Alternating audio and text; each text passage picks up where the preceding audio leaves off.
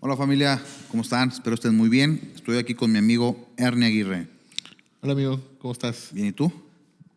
Puestísimo para hablar de los conceptos. Va, hoy vamos a iniciar con el primer concepto y el primer concepto es la fe. La fe. ¿Estás preparado? Preparadísimo. Agárrate recio. Nos ¿Listo? sujetamos. Hay que darle.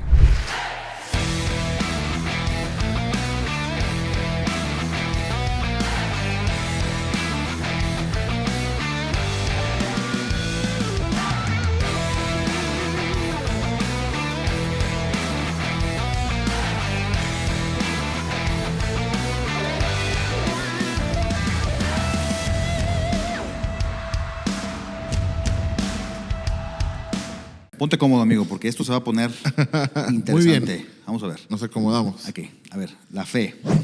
¿Qué es la fe? Dame el concepto de la fe. Buenísimo.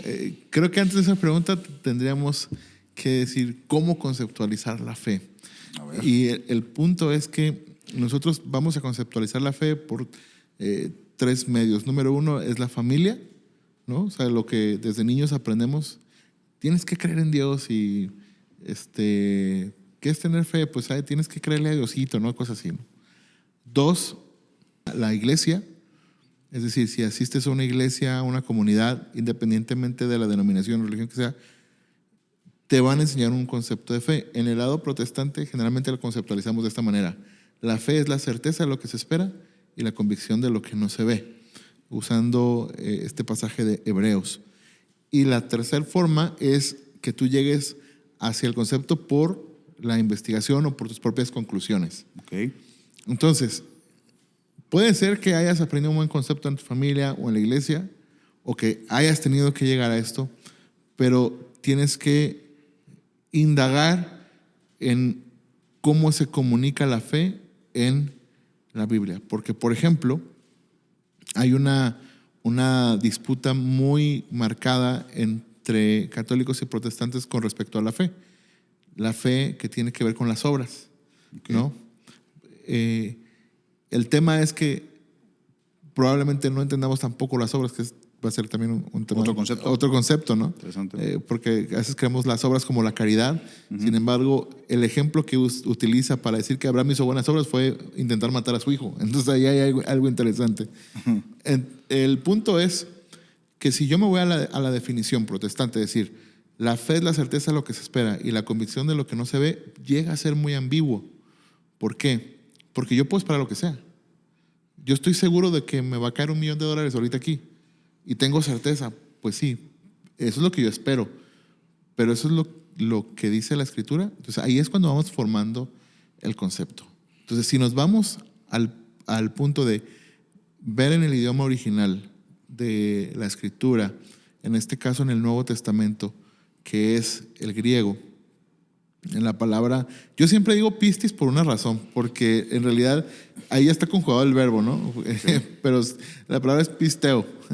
Pero, a ver, hermano, ¿de qué no estás hablando? Sí, porque luego se escucha, yo tengo fe, yo pisteo, ¿no? O sea, por eso me gusta decir siempre pistis. Chiste pastoral. Chiste pastoral. me gusta decirlo así por temas de que no vayan a... Ok, está bien. Estamos en la era digital, amigo, entonces siempre puede pasar algo, ¿no? Pueden cortar ese pedazo, ¿no? Sí, no, y nos pegan unas tremendas quemadas. Más que acuérdate una cosa, amigo, el carbón no se quema. Eso sí. Esa es la ventaja. Eso sí. Y fíjate que me llama mucho la atención que este concepto tiene que ver más con el hecho de creer, con el hecho de confiar. Ok. Y cobra mucho más sentido, porque la fe... A ver. Ajá. Pisteo tiene más que ver con el hecho de confiar que con el hecho de creer. Exactamente. Ok, interesante. Ahorita te voy a decir lo que yo pienso respecto a eso. Sigue. Y fíjate que yo a lo mejor entendía, pero no sabía cómo expresarlo, hasta que una vez alguien contó una historia que me pareció fabulosa. Y ese alguien fue la persona que Dios de alguna manera usó para conocernos, que fue Juan Diego. Él estaba en una conferencia contando esta historia de un equilibrista famoso que pasaba de un edificio a otro en la cuerda floja. Entonces él le dijo a su público, como era muy famoso y muy bueno en lo que hacía, ¿cuántos creen que yo puedo pasar de este lado al otro en la cuerda floja? No, pues todos, ¿no? ¿Cuántos creen que puedo hacerlo con los ojos cerrados, ¿no? Te hemos visto hacerlo, eres buenísimo, lo vas a hacer. ¿Cuántos creen que lo puedo hacer cargando a alguien? Pues seguramente sí, lo has hecho otras veces, lo vas a hacer esta vez. Y luego dice esta pregunta, ¿y quién se sube conmigo? Y ahí nadie contestó. Entonces, ahí radica la diferencia entre creer y confiar. Claro. El concepto que nos muestra la Biblia de creer en Dios, básicamente no es tener... Creerle a Dios. Ajá, y tener algo imaginario y estar seguro de que va a pasar porque yo creo o porque yo quiero. Uh-huh. Creo que ese es mucho el concepto que se tiene hoy, ¿no? Claro. Mi esposa está enferma, ¿tú ten fe en Dios? Se va a curar. Y si no se cura, ¿es porque no tiene fe o cómo? Claro. No, y son de las cosas que lastiman la fe, justamente. Exactamente. Entonces, ¿qué pasa? Si mi esposa está enferma, yo confío en Dios que Él va a hacer su voluntad. Que si está en su voluntad, Él la va a sanar. Y que si Él va a usar esa enfermedad para su gloria, también lo va a pasar. Pero confío completamente en Dios y ahí sí conecta mi fe con Él. Y ese concepto creo que es muy interesante comenzarlo a permear en toda la cultura cristiana. O sea, si tú le preguntas a cualquier persona que lea la Biblia, o que haya leído la Biblia, y sobre todo, y eso es creo que una respuesta de primaria, ¿no? de cualquier creyente, por lo menos en el ala protestante. Tú le preguntas a alguien, ¿qué es la fe? Te va a decir, es la certeza de lo que se espera y la convicción de lo que no se ve. O sea, esa es como la definición, ¿no? Y luego si le preguntas cómo se vive la fe, a lo mejor responden eso, no, pues es que cuando le pidas a Dios hay que pedirle con fe, es que hay que creerle a Dios, es que hay que, no sé, confiar en su voluntad, no sé. Pero hay un tema que es importante y que es interesante porque cuando hablamos del concepto de la fe, o sea, ¿cuál es la importancia de tener la fe, el concepto de la fe calibrado para la vida cristiana? Te lo voy a decir por qué. Porque el libro de Hebreos habla de la fe en Dios como una de las, lo define como uno de, o sea, habla de los rudimentos de la doctrina de Cristo. Eso lo dice la Reina Valera, ¿no? Seguramente la NTV lo va a decir. Sí. El cimiento del creyente. Las enseñanzas básicas. Enseñanzas básicas, ok. Y el primero que menciona es la fe en Dios. Y esa fe en Dios, de hecho, hay unas versiones que dicen fe no en Dios, sino fe a Dios.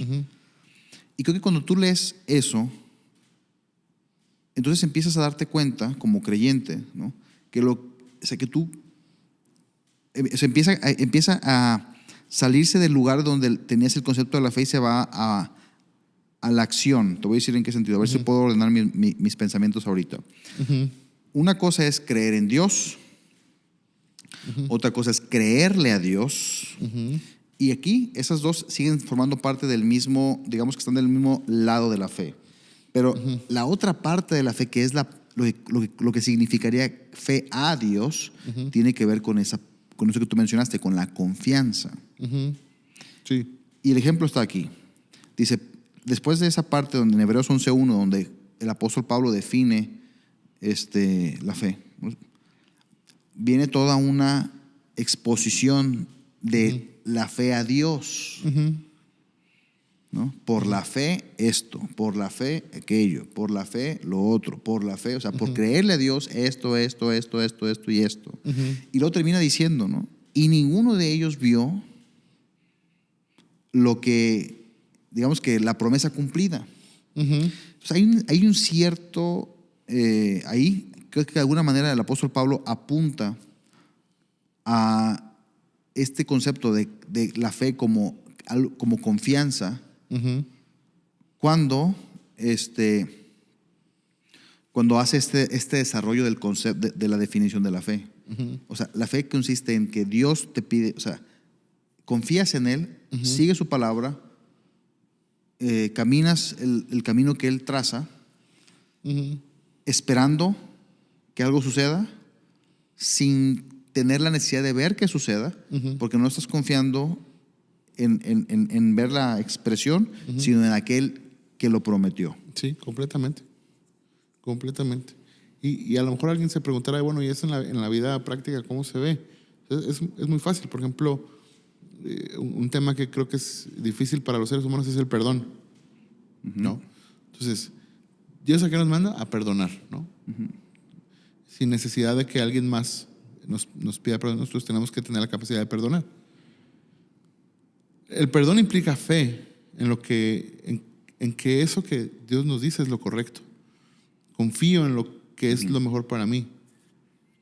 Pero eso no solamente conlleva en decir, bueno, sí tengo que perdonar. No, conlleva la acción. La acción está ahí. Entonces, cuando yo perdono, confío en que si lo hago, el resultado de sanidad para mi corazón se va a dar porque es algo que Dios ha mostrado en su palabra.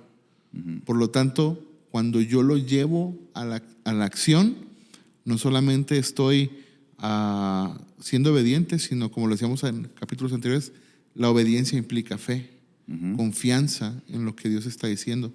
Y es justamente lo que tú estás planteando, ¿no? Esta parte de, por ejemplo, por la fe, Abraham obedeció, por la fe, Jacob, por la fe. Y hay muchos personajes, pero, por ejemplo, hay personajes que tú dices, realmente no hicieron nada extraordinario.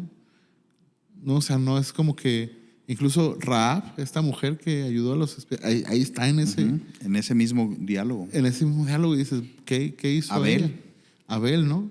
Y dices, ¿qué pudieron haber hecho tan extraordinario como decir, bueno, Abraham, pero hizo así, así, o el mismo David que mató a Goliat y fue como la expresión de un hombre conforme al corazón de Dios. Sí, claro, pero esas pequeñas cosas, pequeñas acciones que tuvieron que ver con la obediencia, confiando en lo que Dios decía, llevándolo a la acción, eso obviamente nos deja ver que tener un concepto sí afecta completamente la manera en que vivimos. La vida cristiana se ve completamente afectada por el concepto que tenemos. Totalmente. Entonces, si yo creo que la fe solamente es creer en Dios o que Dios va a hacer lo que yo quiera, voy a vivir de esa manera y muy probablemente termine frustrado y al último sin confianza en Dios. Fíjate, mi mentor, el doctor Mark Hamby, una vez enseñando sobre la fe, decía que este concepto, lo que pasa es que en inglés, ya ves, pues, las traducciones siempre hay a veces una variación y entonces tú de repente por eso lees como distintas versiones y a veces si puedes, pues distintos idiomas, ¿no? Porque esa es la realidad. Cuando quieres estudiar, pues necesitas de alguna manera tener más información. Entonces, en inglés, la traducción que se lee más tradicionalmente es la King James. King James, sí. Que es como digamos que el equivalente a la Reina Valera en español, ¿no? Que la Reina Valera, pues sabemos que es la reina de las Biblias, ¿no? No, broma. Chiste de oveja. Entonces, King James dice en esta porción de Hebreos, dice, faith towards God. Fe hacia Dios. Sí. Que creo que es NTV en español que lo traduce así, fe a Dios. Ajá. De hecho, Reina Valera dice hacia Dios. Hacia Dios dice. Ajá. Sí. No, perdón, Américas. Biblia de las Américas. Biblia de las Américas, sí, porque Reina Valera dijo, a lo mejor una versión de esas modernas, ¿no? Sí. Pero el punto es que cuando él hablaba de eso, decía, mira, ahí estaba el ejemplo. Están en Babilonia, Sadrach, Mesach y Abednego. Y este cuate, ¿cómo se llama? Nabucodonosor. Sí. Hace una estatua, todo el mundo tiene que adorarla. Y también Sadrach, Mesach y Abednego. Y les dice, ustedes, muchachos, inclínense, adoren mi estatua. Y estos cuates dicen, no, señor, mi estimado, muy respetable Nabu, así le decían de... Don Nabu. Don Nabu, ¿no? Estoy diciendo como la versión tipo Broso, ¿no? Como lo diría Broso, ¿no? Sí. No lo vamos a hacer, porque nuestro Dios, dice, entonces Nabu se enoja, ¿no? Dice, te vamos a echar al pozo de fuego más, váyanlo prendiendo porque es cuates como que van a querer darse una pequeña rostizada. Y la respuesta de ellos, creo que es una expresión de fe.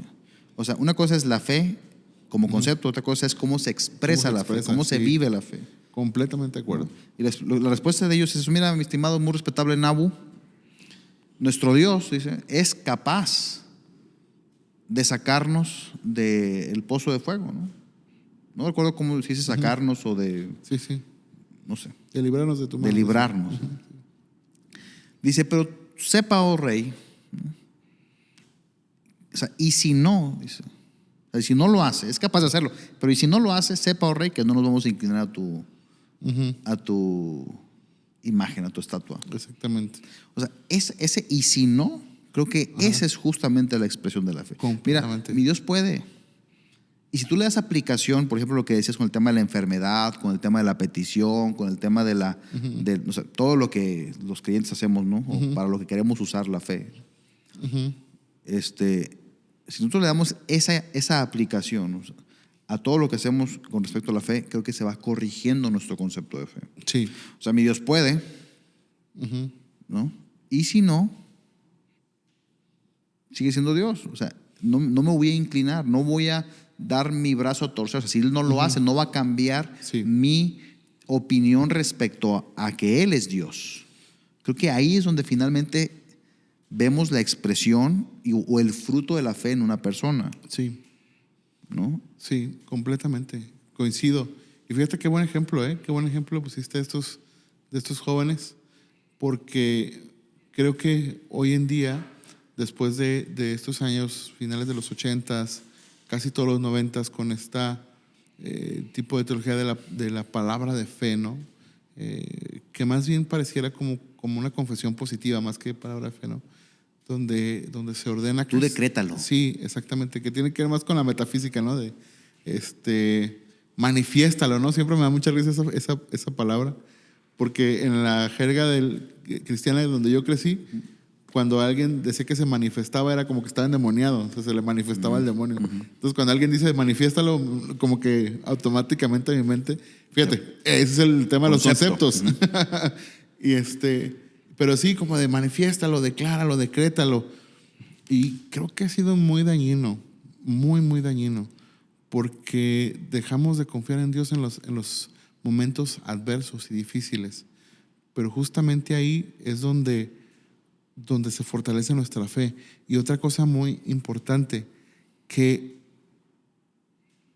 el antagonista de la fe, que es la incredulidad, también es un concepto que afecta directamente al tema de la fe. O sea, se afectan mutuamente. Por lo que decíamos en el episodio pasado, creemos que dudar, ¿verdad?, es pecaminoso y nos lleva a la incredulidad, cuando en realidad la incredulidad es un rechazo consciente a la voluntad de Dios y a sus planes y a su propósito. Tiene más que ver con la necedad. Exactamente. Entonces, yo creo que cuando conceptualizo la fe, es decir, confiar en Dios, sí, yo puedo ver, tengo dudas, tengo preguntas, pero aún así sigo confiando en Dios. Y eso va a fortalecer mi fe. Una de las cosas que yo me enfrenté cuando empecé a estudiar teología es que tenía más dudas que respuestas. Es bueno, ¿no? Es una buena actitud para aprender, ¿no? Exactamente.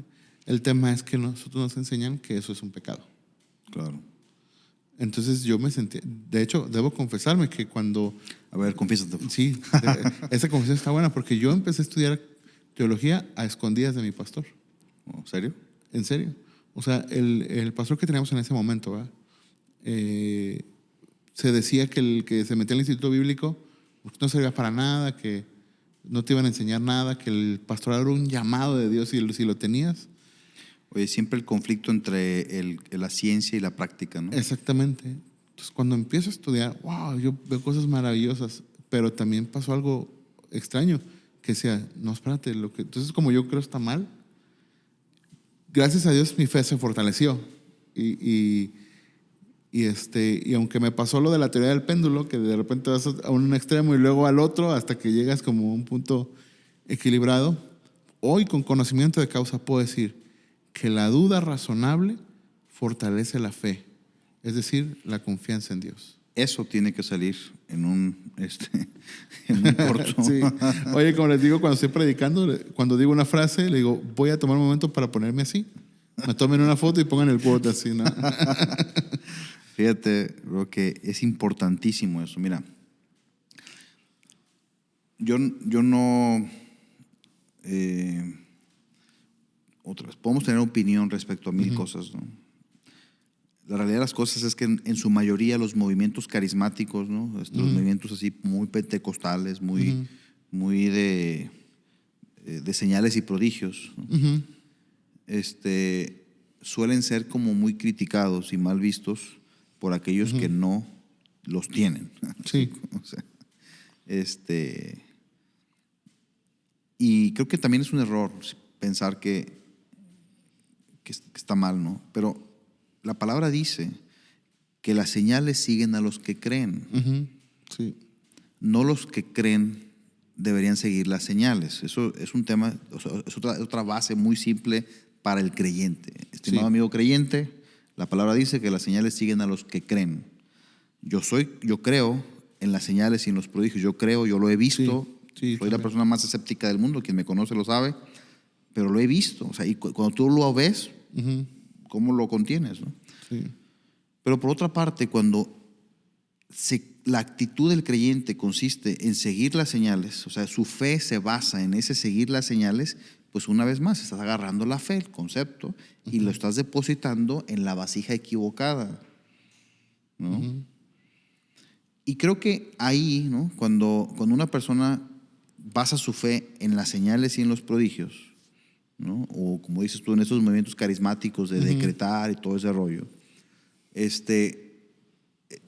ser humano, o sea, tendemos a ser como muy idólatras siempre. O sea, si vemos que una persona un día echa aire, ¿no? Y ese aire hace una manifestación del espíritu, entonces nos vamos a o sea, para ver esa misma manifestación del espíritu, pues ahí vamos a poner todos en modo ventilador, ¿no? A ver si los mareamos y se caen, ¿no? Porque tendemos a hacer eso, ¿no? Porque tendemos a basar nuestra fe en ese tipo de cosas. Y creo que lo que hace Sadrach, Mesach y Abednego en esta escena es justamente lo contrario. Mira, mi Dios puede. O sea, si Él hizo el universo, si Él hizo esto, si Él te hizo a ti, te tiene como rey. Sí, claro. ¿No? O sea, Él puede. Pero si no lo hace, Él sigue siendo Dios. O sea, si Él lo hace, yo no voy a cambiar mi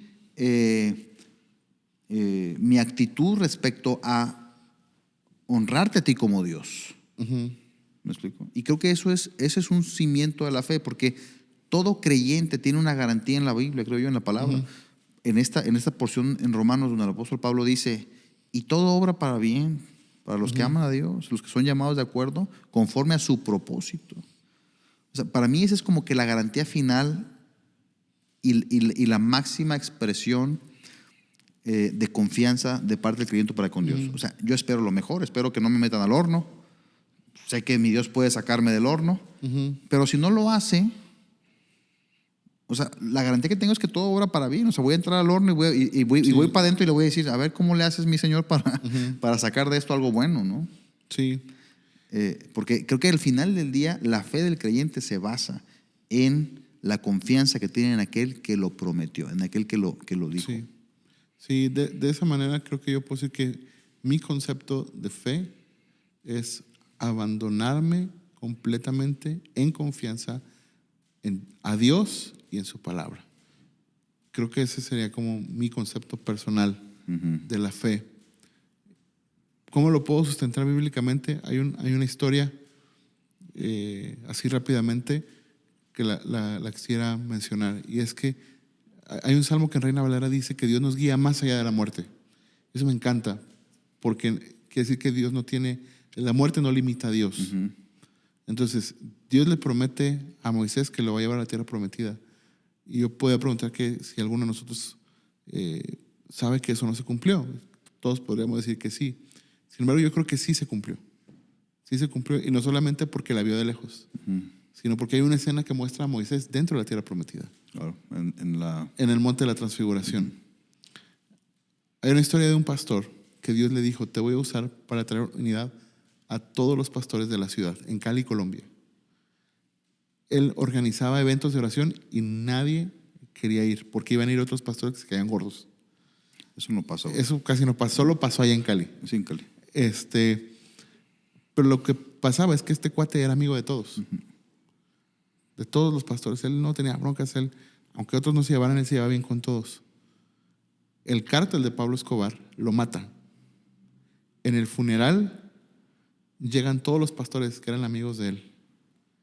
Y en el funeral comienza el mayor avivamiento de Cali, donde se unen los pastores. Wow. Dios lo usó para traer unidad a la iglesia, pero Dios no lo limita a la muerte. Esa es la confianza, la fe que debemos mostrar hacia el Señor. Wow. La verdad es que está tremendo. Y creo que en la medida que como creyentes de este lado del púlpito aprendamos a poner la fe, ¿no? Mira, una vez más, ¿no? Ese es un elemento con el que estamos construyendo. Todos los conceptos son elementos con los que nosotros como iglesia sobreedificamos, construimos. Número uno, estimado y muy respetable amigo que nos escuchas, construye sobre la roca, dice el apóstol Pablo, no hay otro cimiento. Nadie puede poner otro fundamento que no sea Cristo. Pero sobre esta roca, sobre este cimiento, ponemos el concepto de la fe. Y el concepto de la fe que nos expones, Ernie, que me expones, pues es precioso, ¿no? Y quiero añadir un poco a eso, desde mi parte del púlpito. ¿Me explico? Mi fe será, dice la Biblia, que la fe probada, es más, la fe está refinada, ¿no? Por las pruebas. Que justamente es ese proceso donde yo voy, ese proceso de refinamiento significa de ir quitándole las impurezas, ¿no? Entonces, a lo largo de mi vida, de la vida de todo creyente, van a haber momentos y van a haber situaciones que van a probar la fe en el sentido de que la van a ir refinando y refinando, le van a ir quitando a nuestro concepto de fe lo que no es fe. ¿Me explico? O sea, yo recuerdo haber escuchado hace como 4 años en mi mente la voz de Dios, literalmente la voz de Dios. Yo te puedo decir que he escuchado 3 veces en mi vida la voz de Dios, en mi corazón. Sí. Y literalmente escuché su voz diciendo, mantén la fe. Y después de eso pasé por, no tienes idea de las cosas que pasé. Wow. Y creo que, o sea, y son las mismas palabras de Jesús para con Pedro. Con Pedro, sí. Yo le he pedido, he orado para que tu fe no falte. O sea, él no oró para que no pasara. O sea, Satanás ha pedido para zarandearte y yo he orado para que tu fe no falte. No le dijo, yo he orado para que no te toque. No. Porque es que ese proceso de refinar la fe, bro, es lo que finalmente terminas con el oro, o sea, con la fe pura, ¿me explico? Sí. O sea, es lo que finalmente te hace decir, como dijo Abraham, él va a proveer. O sea, mi abuelo, yo recuerdo toda la vida era su palabra, man. Dios proveerá y Dios proveerá. Y eso parece como cliché del cristiano. Dios proveerá.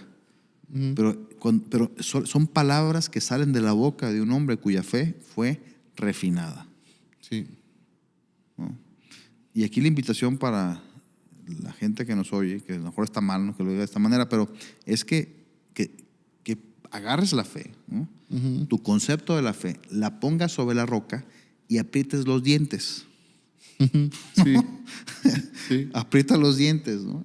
Y, mi estimado amigo, vas a conocer, o sea, vas a ¿qué tanto se pierde? Solamente lo que era paja. ¿Me explico? Sí. Pero es algo que sin duda terminará permaneciendo. Eso es lo valioso, ¿no? Sí, buenísimo. Hasta creo que hay una frase ahí buenísima que podemos decir, ¿no? Mientras, en nuestro concepto de fe, mientras oramos por no pasar problemas, Jesús está orando por nosotros para que nuestra fe no falte en los problemas. Así es. Entonces, híjole, buenísimo, buenísimo. Pues familia, espero haya sido de provecho. Estamos en contacto, seguimos con conceptos. Hasta luego. Hasta luego.